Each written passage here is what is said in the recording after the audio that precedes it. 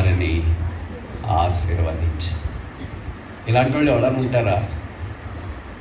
ఒకే ఒక్కడే, పేరు యేసుక్రీస్తు. ఆయన ఒక్కడు మాత్రం ఇవన్నీ చేస్తాడు. మన విషయంలో కూడా అలాగే చేస్తూ వచ్చిన నూతన యెరూషలేము ప్రార్థనా మందిరము చేరి వచ్చిన పరిశుద్ధులందరూ మన విషయంలో కూడా మనం వెనక ఒక్కసారి ఆలోచించుకుంటే 8 మాసాలు ఎంత తప్పిపోయాం, ఎంత బంధించబడ్డాం, ఎంత దూరం అయ్యాం, ఎంత అవిధేయులమయ్యాం, ఎంత చెడుపు చేసాం, ఎంత కాని మాటలు, ఎంత కక్ష, క్రోధము, అసూయ, కృంగుదల, అవమానమో మనల గురించి ఎంత తక్కువ చెప్తే అంత మంచిది.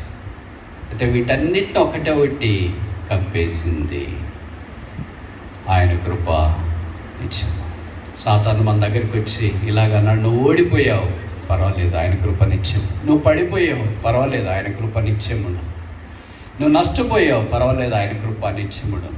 నువ్వు